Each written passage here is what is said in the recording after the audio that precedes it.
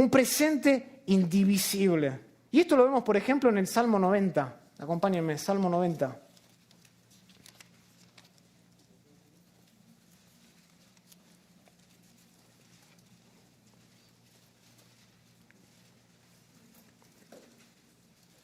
Salmo 90, versículo 4, Moisés está orando y dice: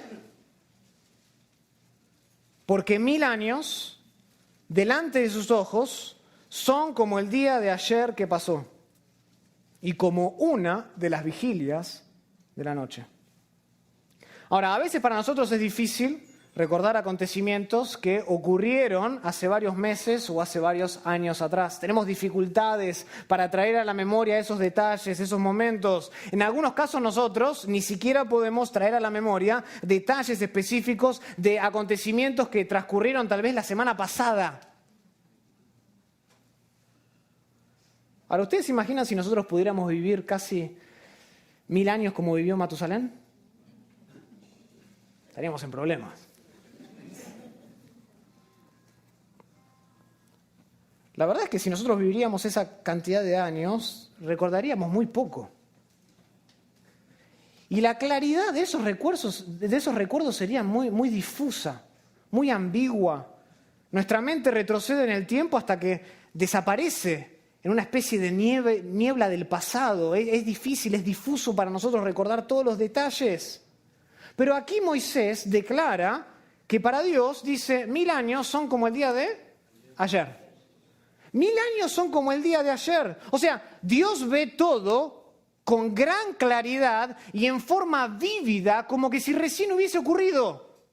1000 años, como si fuese ayer. Es como una de las vigilias de la noche, más específicamente.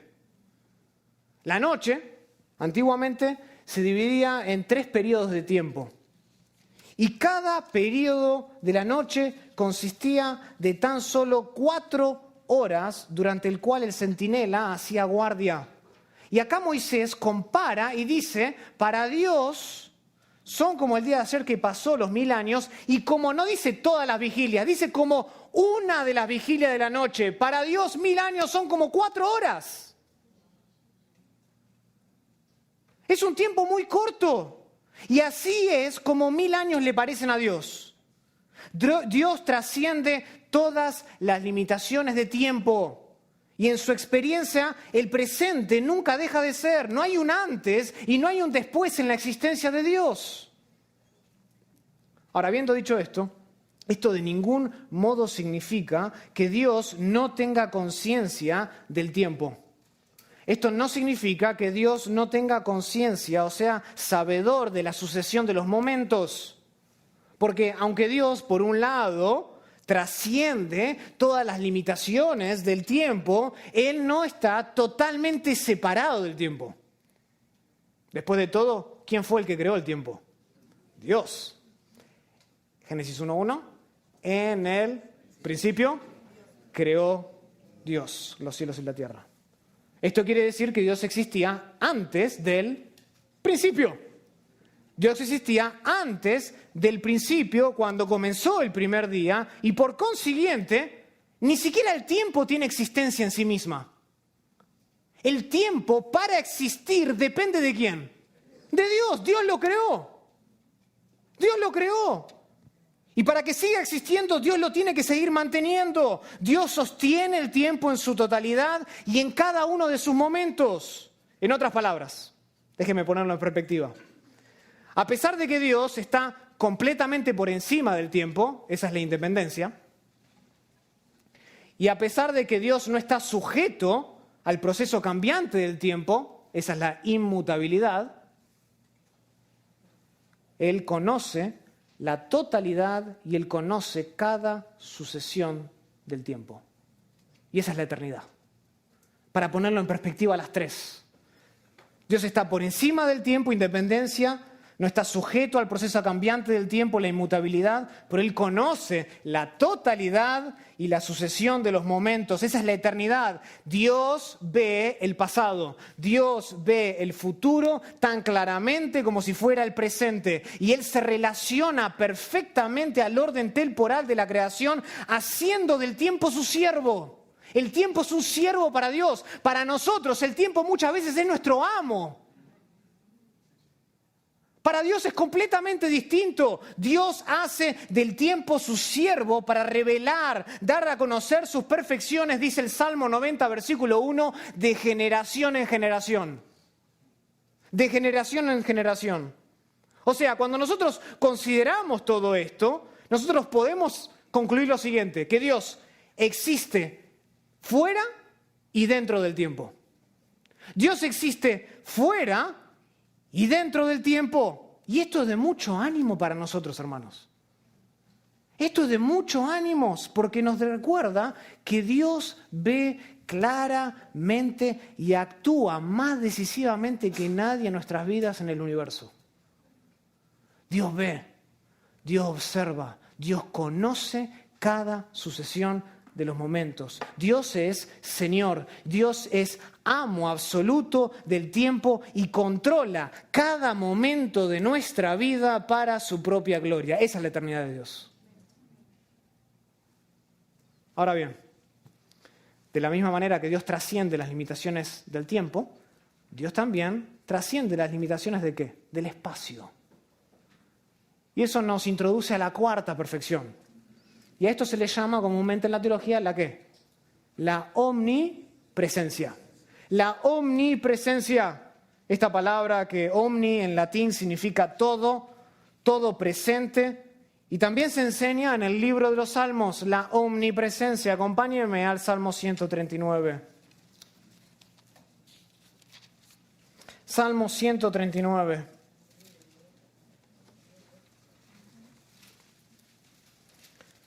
Este salmo es una hermosa ilustración de la omnipresencia de Dios, de que Dios está aquí, de que Dios está en todas partes, de que Dios está cerca de todo y está junto a todos. Esa es la omnipresencia de Dios. Y aquí David en este salmo, en el Salmo 139, él expresa de manera enfática, puntual, que no hay en absoluto lugar alguno donde alguien pueda huir de la presencia de Dios. No importa si como Jonás tú quieres oír, Él está ahí. A donde quiera que tú vayas. Y el versículo 7 del Salmo 139, David pregunta y dice, ¿a dónde me iré de tu espíritu? ¿Y a dónde huiré de tu presencia? Y la pregunta es una pregunta retórica. David conoce la respuesta, ¿a dónde huiré? ¿A dónde me iré? Y la respuesta es obvia, es clara. Desde el más alto cielo hasta las profundidades de la tierra, hasta las profundidades del mar, Dios está presente siempre, en todas partes, al mismo tiempo, con la totalidad de su ser. Noten versículo 8, si subiese a los cielos, allí estás tú. Y si en el Seol hiciese estrado, he aquí, allí tú estás. Si tomare las alas del alba y habitar en el extremo del mar, aún allí me guiará tu mano y me asirá tu diestra. No hay escapatoria de la presencia divina. No hay escapatoria de la presencia de Dios. Ni siquiera el lugar más oscuro es una limitación para Dios. Noten lo que dice después. Si dijere, versículo 11, ciertamente las tinieblas me encubrirán, aún la noche resplandecerá alrededor de mí. Aún las tinieblas no encubren de ti, y la noche resplandece como el día. Lo mismo te son las tinieblas que la luz. No hay escapatoria. Dios está presente en todas partes, siempre, con todo su ser. Jeremías 23, versículo 23 dice, ¿soy yo Dios de cerca solamente y no Dios desde muy lejos? ¿Se ocultará alguno en escondrijos que yo no vea? ¿No lleno yo el cielo y la tierra? Pregunta Dios de manera retórica de nuevo. Por supuesto que sí, yo lo lleno todo. No hay lugar alguno del cual Dios esté totalmente ausente. No existe. Es incorrecto decir que algo de Dios o simplemente una parte de Dios está presente con nosotros como que si estuviera de alguna manera limitado por el espacio. No está. David en este pasaje es claro que Dios está presente con todo lo que Él es, donde quiera que David vaya. Con todo, no con una parte. Por tanto, nosotros podemos afirmar que no existe tal cosa como la ausencia divina. No existe. Dios está aquí, en todas partes, cerca a todos, con toda su presencia, junto a todos. No obstante, hay un aspecto muy importante de la omnipresencia de Dios que nosotros debemos observar cuidadosamente antes de introducir la próxima perfección. Y esto es lo siguiente: aunque es cierto que Dios está presente en todos lados, Él no está igualmente presente.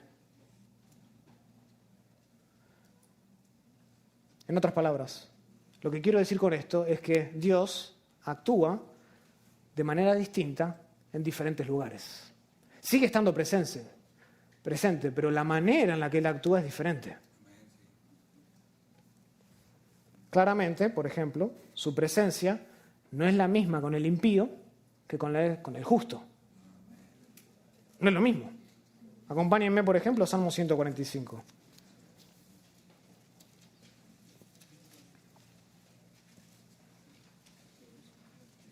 Salmo 145.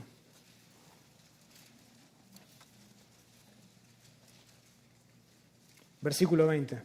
Noten aquí, David señala que Jehová guarda a todos los que le aman, ¿pero qué? Destruirá a todos los impíos.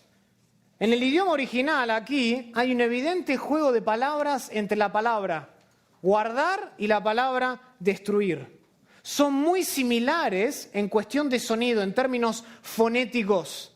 Y esto indica que a veces Dios está presente en lugares para bendecir y en otros lugares Él está presente ¿para qué? Para maldecir. De hecho, eso lo sabemos del Salmo 1, versículo 6, que el camino de los malos, del impío, perecerá. O sea, la presencia de Dios es inevitable siempre, en todo lugar, en cualquier lugar. Pero Dios no siempre está presente de la misma manera. No siempre está presente de la misma manera. Y esto, hermanos, es de gran consuelo para los creyentes, porque significa que ninguna calamidad nos sobreviene sin que Dios esté de nuestro lado. Ninguna, no hay una que venga que Dios no esté al lado nuestro. Su presencia siempre nos acompaña, siempre está con nosotros. Pero por el otro lado, esto es una gran advertencia aterradora para los no creyentes. Pues no hay lugar a donde Dios no nos encuentre. Y en su libro La doctrina de Dios, el gran teólogo holandés Herman Bavinck, él hace la siguiente observación sobre la omnipresencia de Dios y él dice, escuchen, cuando quieres hacer algo malo, te retiras del público a tu casa, en donde ningún enemigo pueda verte. De los lugares de tu casa que son abiertos, ¿qué haces? Y visibles a los ojos de los hombres, si quieres hacer algo malo, dice, te retiras a tu cuarto. Incluso en tu cuarto, temes algún testigo de algún otro lugar, así que dice Bavinck, te retiras a tu corazón para hacer la maldad. Y allí meditas. Pero Él está más adentro que tu corazón, dice Bavinck. Y a donde quiera, por consiguiente, que tú huyas, Él está ahí. De ti mismo, ¿a dónde vas a huir? Dice Bavinck. ¿No te seguirás tú mismo a donde quiera que vayas? Pero puesto que hay uno más interior incluso que tú mismo, no hay lugar a donde puedas huir de un Dios colérico, sino a un Dios reconciliador. No hay ningún lugar al que el cual puedas huir. Y él termina así, dice, ¿huirás de Dios? Huye a Él. No huyas de Dios, huye al Dios que reconcilia mediante la sangre de Cristo Jesús. Por último, otra perfección que vemos claramente en el libro de los Salmos. No, este es el quinto. Quinto, ¿no? ¿Estamos? Sí. Estoy tratando de ir lo más rápido que puedo. Claramente en el libro de los Salmos es la omnisciencia de Dios. La omnisciencia de Dios. Esta palabra también está compuesta de dos palabras latinas y literalmente significa todo el conocimiento. ¿Qué quiere decir esto? Que Dios sabe todo acerca de todo y de todos todo el tiempo. No sé si fue lo suficientemente enfático. Él sabe todo acerca de todo y todos todo el tiempo. En el Salmo 139, en el mismo salmo que estábamos nosotros recién, David reflexiona sobre el asombroso detalle con que Dios conoce nuestras vidas. Salmo 139.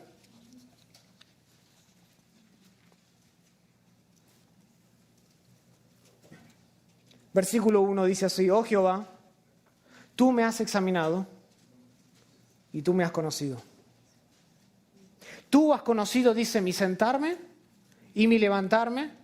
Has entendido desde lejos mis pensamientos. Has escudriñado mi andar y mi reposo, y todos mis caminos te son conocidos. Todos. Noten que el conocimiento de Dios es sumamente, por un lado, específico y por el otro lado, eterno. Él conoce todas las cosas acerca de nosotros y Él conoce específicamente cada cosa acerca de nosotros. Cada movimiento, dice, que David hacía, Dios ya lo conocía de antemano. Antes de que Él lo hiciese, Dios ya lo conocía. Y esto queda claro por la expresión en el versículo 2 que dice: tú has conocido mi sentarme y tú has conocido mi levantarme todo mi día. Has entendido, dice, desde lejos mis pensamientos. Esa frase desde lejos no se refiere a distancia, porque Dios no está lejos, sino que se refiere a tiempo. Desde antes, desde la antigüedad, tú conocías mi sentar y mi levantar. Tú has conocido desde la antigüedad mis pensamientos. Es decir, como Dios precede a todas las cosas, esa es la independencia, su conocimiento nunca se deriva de realidades externas a su ser. Romanos 11:34 dice: ¿quién entendió la mente del Señor? ¿O quién fue su consejero? ¿Quién fue su consejero? Nadie. Su conocimiento Él no lo deriva de lo externo. Dios no tiene necesidad de aprender. ¿No sería lindo eso para ir a la escuela? Dios no tiene necesidad de aprender, ni tampoco puede aprender. ¿Por qué? Porque Él es inmutable. O sea, si Dios pudiese en algún momento aprender, o si en alguna manera Él pudiese recibir en su mente un conocimiento que antes Él no poseía, en ese momento Él sería dependiente a ese conocimiento. Y sería inferior a sí mismo. Su propia eternidad entonces nos enseña que Dios conoce nuestro futuro con tanta seguridad como el pasado y el presente, de modo que Él ve todo de nosotros claramente y sin esfuerzo alguno. No es que está sudando desde el cielo a ver qué está pasando aquí, yendo a 1000 revoluciones. Él lo sabe todo. Todas las cosas, dice Hebreos 4:13, que están desnudas delante de sus ojos, ante quien nosotros debemos dar cuenta. En las palabras de Babín, que él dice: todas las cosas están eternamente presentes en su visión mental. Todas las cosas están presentes. Dios dice, incluso conoce las palabras que hemos de hablar antes de que las digamos. Noten, versículo 3 del Salmo 139, has escudriñado mi andar, has escudriñado mi reposo, y todos mis caminos te son conocidos, pues aún, dice, no está la palabra en mi lengua, y he aquí, oh Jehová, tú la sabes toda. Esto es increíble. No está la palabra en nuestra lengua y Dios la conoce. Dios conoce siempre, con todo el nivel de detalle y a la perfección, lo que estamos a punto de decir. No hay nada de nosotros que esté más allá del conocimiento exhaustivo e inmediato de Dios. Dios conoce todos los días de nuestra vida antes de que nazcamos. Versículo 16 del Salmo 139 dice, vamos a leer del 13, porque tú formaste mis entrañas y tú me hiciste en el vientre de mi madre. Te alabaré porque formidables y maravillosas son tus obras. Estoy maravillado. Y esta palabra maravillado tiene que ver más con aterrorizado que realmente con la boca abierta, ¿eh? Y mi alma lo sabe muy bien. No fue encubierto de ti mi cuerpo, bien que en oculto fui formado y entretejido en lo más profundo de la tierra. Noten versículo 16, qué hermoso, para hablar encima en contra del aborto. Mi embrión vieron tus ojos, y si pueden ver es porque están con vida. Mi embrión vieron tus ojos, y en tus libros estaban escritas todas aquellas cosas que fueron luego formadas. En tu libro, dice, estaban escritas todas aquellas cosas que fueron luego formadas. Literalmente dice el texto, en tu libro fueron escritos todos mis días. Todos mis días. Aquí David afirma que el conocimiento de Dios se extiende a cada día de nuestra vida. Y en cierto sentido, cada momento de nuestra vida fue escrito por Dios antes de que sucediera. El Salmos 31, versículo 15 dice, en tus manos están mis tiempos. Él los controla, Él lo ha escrito en el libro, Él lo ha fijado. Por tanto, Dios no está descubriendo cosas de nosotros. Nada nuevo, no hay nada que sorprenda a Dios de nosotros, por así decirlo, cuando hacemos algo o cuando no hacemos algo. Y esto es increíblemente dulce para nosotros como creyentes. Como dice Tozer en su excelente libro El conocimiento del Dios Santo, él dice así, ningún enredador nos puede delatar ante Él.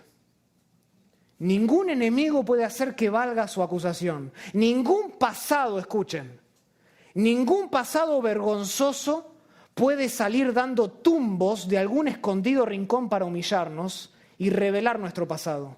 Ninguna debilidad insospechada de nuestra personalidad puede salir a la luz para hacer que Dios sea parte de nosotros, porque Él nos conocía por completo antes que nosotros le conociésemos a Él. Y nos llamó a sí mismos con pleno conocimiento de todo lo que existía en contra nuestra. A pesar de todas esas cosas que existían en nuestra contra, Dios las conocía y Dios nos amó igual. Increíblemente dulce. Por último, sexto, en el libro de los Salmos vemos otra perfección de Dios que comúnmente se conoce como la omnipotencia. Otra palabra igual latina y es idéntica a nuestro término que tenemos en castellano todopoderoso. Eso es lo que significa. Omnipotencia es todopoderoso en castellano. Esta palabra aparece un total de 56 veces en toda la Biblia y siempre se refiere a Dios. Nunca se refiere a nadie más que a Dios. Esto quiere decir que solamente Dios posee esta perfección y no la comparte con nadie. David, por ejemplo, en el Salmo 62, Salmo 62,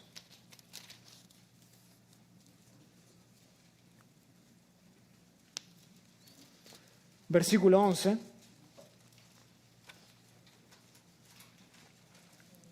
dice así, Salmo 62, versículo 11, una vez habló Dios, dos veces he oído esto, que de Dios es el poder. David declara que de Dios es el poder, que a Dios le pertenece el poder y que no hay ninguna otra criatura en el cielo ni debajo del cielo que pueda poseer una inabarcable plenitud de poder como la que tiene Dios. Solo Dios puede contener eso. Y todos sus actos son realizados sin esfuerzo alguno realmente, porque Él posee la capacidad de hacerlo. Dicho de otro modo, Dios no tiene que recuperar energías nunca. No tiene que recuperar energías como nosotros, que tenemos que dormir. Su independencia, como dijimos al principio, hace totalmente innecesario que Él busque fuera de sí algo para renovarse. Porque Él es autosuficiente. Si Él tendría que descansar para renovarse, dejaría de ser autosuficiente. Dios siempre tiene el poder para hacer todo lo que decida hacer. Por eso, ¿se acuerdan? En el Salmo 115, versículo 3, el salmista dice, nuestro Dios está en los cielos, porque Él está entronado, Él es el Rey entronizado, y dice, todo lo que quiso, ha hecho. Y de hecho, acompáñenme ahí al Salmo 115, porque quiero que vean esto. Salmo 115.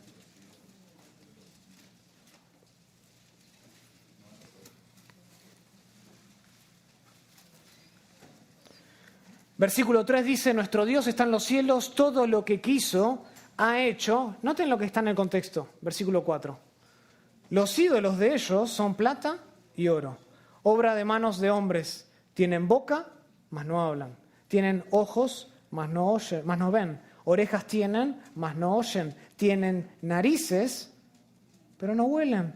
Manos tienen, pero no palpan. Tienen pies, mas no andan. No hablan con su garganta. Noten el contraste. Por un lado vemos la omnipotencia de Dios. Está en los cielos y todo lo que quiso ha hecho. Y en contraste, ¿a quién vemos? Los ídolos de la tierra. ¿No? Vemos al que está entronizado en el cielo y hace todo lo que quiere, cuando quiere. Y por el otro lado vemos a los ídolos de la tierra que son completamente inútiles. Completamente inútiles. Y aquí el salmista está desarrollando lo que Moisés ya había dicho antes en Deuteronomio capítulo 4, versículo 28. No lo vamos a leer, pero anótenlo. Deuteronomio 4, 28. El salmista está desarrollando esa verdad. Y el punto del salmista es esta, la total incapacidad e incompetencia que tienen los ídolos de la tierra. Tienen ojos, pero no ven. Orejas, pero no oyen. Narices, pero no huelen. Son inútiles.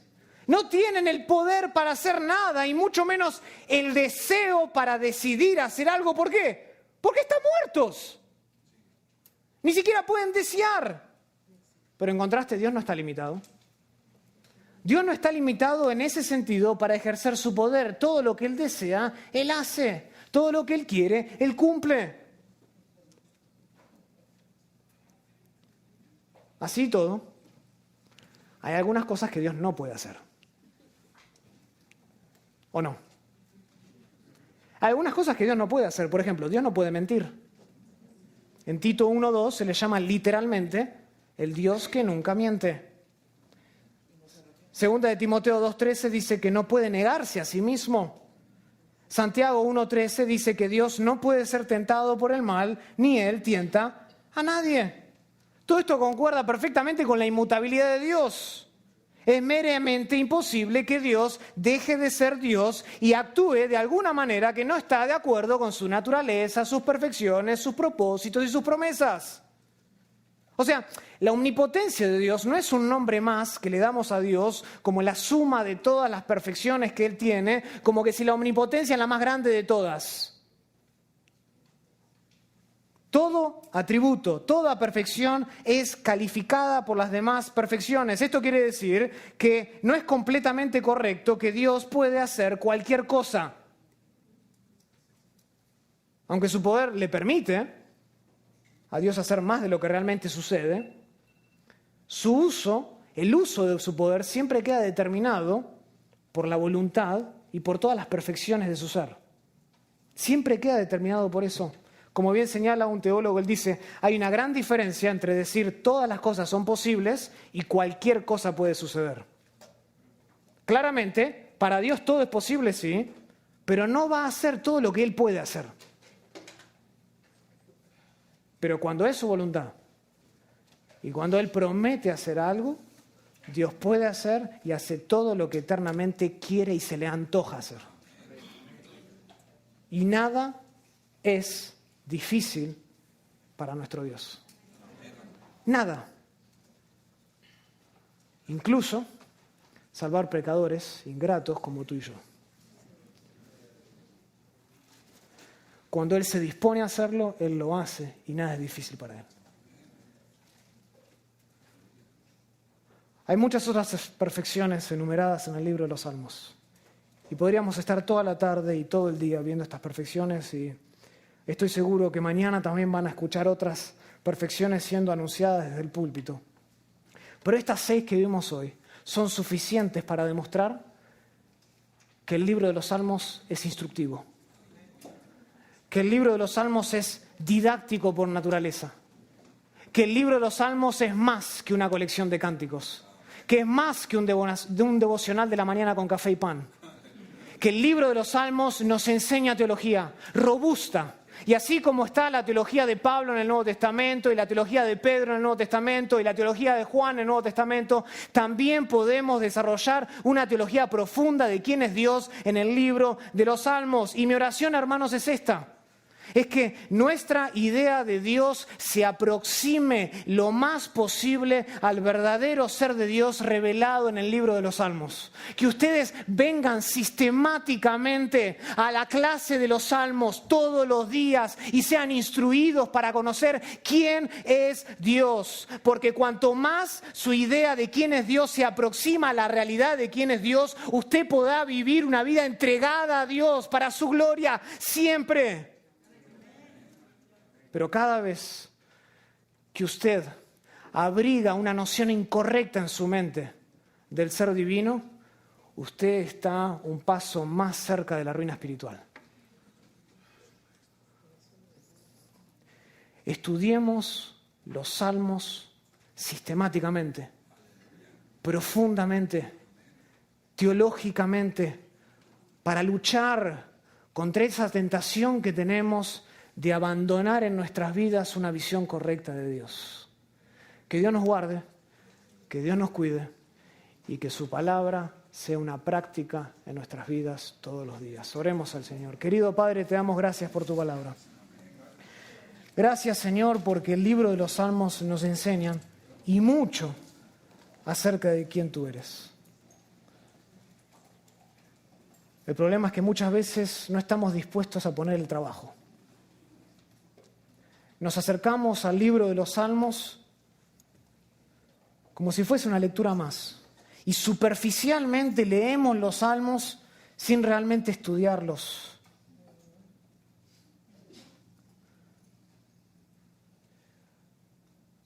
Padre, te ruego que purifiques nuestro entendimiento de quién eres tú. Que lo purgues a través del poder transformador, como lo hemos visto revelado en el libro de los Salmos. Ayúdanos a tener una visión cada vez más alta de quién tú eres y una visión cada vez más baja de quién somos nosotros. Porque solo así podremos vivir en dependencia de ti todos los días para la gloria de ti y la exaltación de tu nombre, en cuyo nombre oramos. Amén.